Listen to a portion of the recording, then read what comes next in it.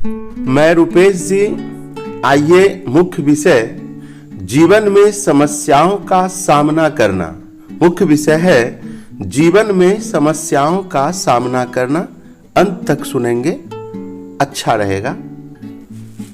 समस्या सबके जीवन में होती है, मगर कोई छोटी समस्या को चिंता करके बड़ी कर लेता है तो कोई बड़ी समस्याओं का भी मुस्कुराते हुए सामना करता है। प्रश्न समस्या होने या न होने का नहीं है, वरन प्रश्न समस्याओं का प्रचार करने का है। आप विश्वास करके कुछ लोगों के साथ अपनी समस्या बांट देते हैं और उनसे कहते हैं किसी को बताना मत। बिना देर किए वो आपकी समस्या को ढेर सारे अन्य लोगों को बताते हैं और कहते हैं किसी को बताना मत। यह सिलसिला बढ़ता चला जाता है। मुझे लगता है कि जब भी हम किसी बात के लिए इस लाइन को प्रयोग में लाते हैं, वही बात सबसे तेजी से फैलती है। अक्सर हम समस्या बांटने के लिए गलत लोगों का चुनाव करते हैं। ऑफिस में बॉस के साथ तनाव होता है तो हम सहकर्मी के ऊपर विश्वास करके उससे कह देते हैं और धीरे से वह बात फिर बॉस तक पहुंच जाती है, फिर समस्या खड़ी हो जाती है। पत्नी अपने पति, सास, ससुर आदि से हुए तनाव की चर्चा सहेलियों से करती है और सहेलियां पूरे शहर में फैला देती है। जीवन में यदि मुश्किलें हैं, तनाव हैं, समस्याएं हैं तो सीधा उन पर कार्य कीजिए।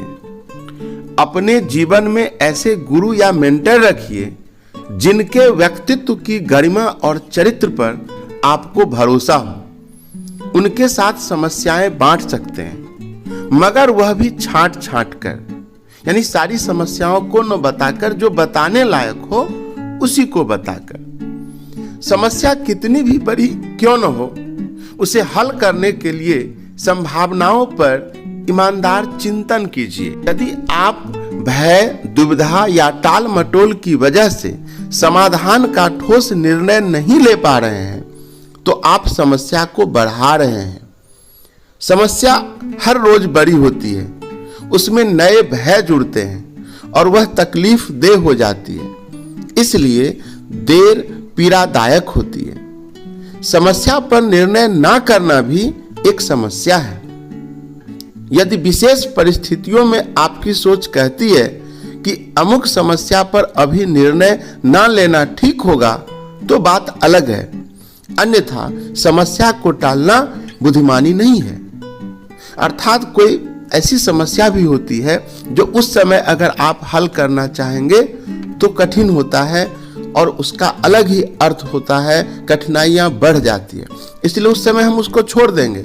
परंतु एक आम समस्या जो जनरल समस्या होती है, उसका सामना करने में ही, उसकी हल करने में ही भलाई है। क्या समस्या का वाकई अस्तित्व है? क्या समस्या पूर्वाग्रहों की वजह से पैदा तो नहीं हुई है? क्या समस्या अपेक्षाएं पूरी ना होने की वजह से पैदा हो गई? क्या समस्या हमारी धारणाओं की वजह से पैदा हो गई? जब आप इन दृष्टिकोणों से देखते हैं तो अधिकांश समस्याएं वहीं खत्म हो जाती हैं। कभी कभी हम लोग एक ही मुद्दे पर बार बार दुखी होते हैं। कोई एक ही समस्या है और उसी को सोच सोच करके हम लोग दुखी होते रहते हैं। आइए एक छोटा सा उदाहरण से इसे समझें।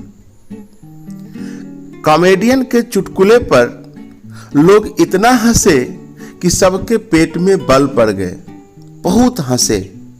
एक कॉमेडियन ने चुटकुला सुनाया, इस पर बहुत सारे लोग, मैक्सिमम मतलब सभी लोग बहुत हंसे।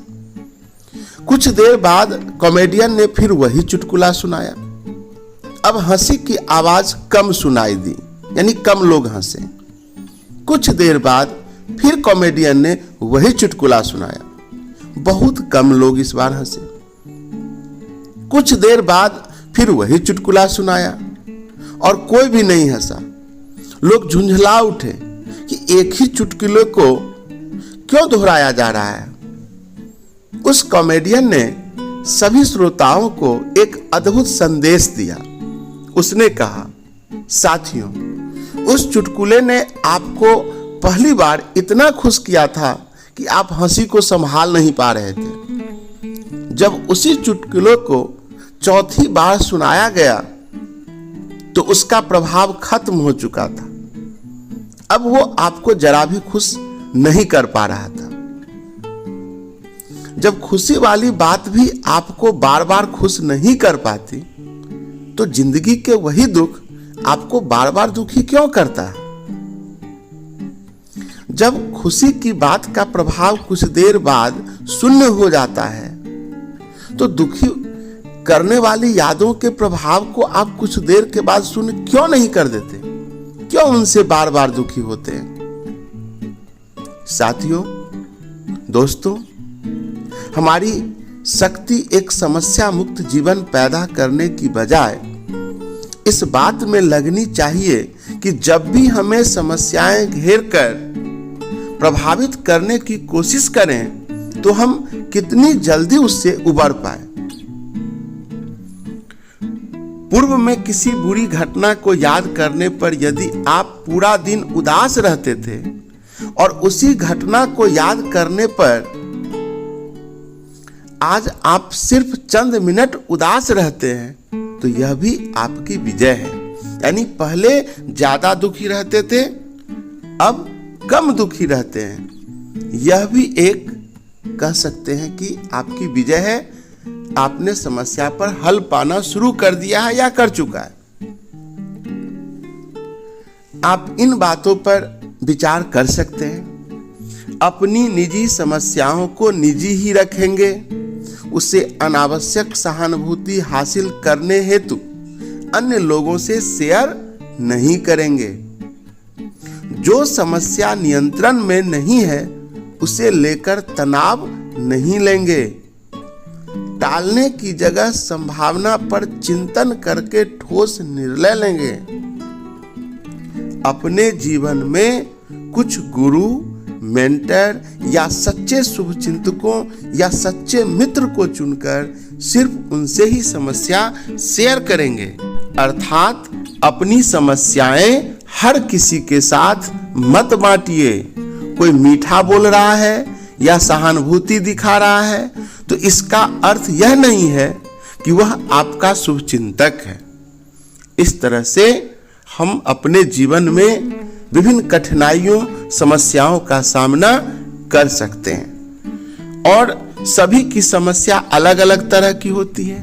आपकी समस्या अलग प्रकार की होगी, तो आप उस तरह से उसका सॉल्यूशन ढूंढिए और सामना कीजिए, न कि हतोत्साहित होकर के जीवन को अपना बर्बाद कीजिए। इसलिए अपनी समस्या को जो बताने लायक हो उसी को बताइए, नहीं तो छुपाइए, या जो काफी करीबी हो उसको भी कुछ ही बात बतलाइए। ठीक है? तो अंत तक सुनने के लिए बहुत बहुत धन्यवाद। इससे प्रेरणा लीजिए और स्वस्थ रहिए, अपना ख्याल रखिए।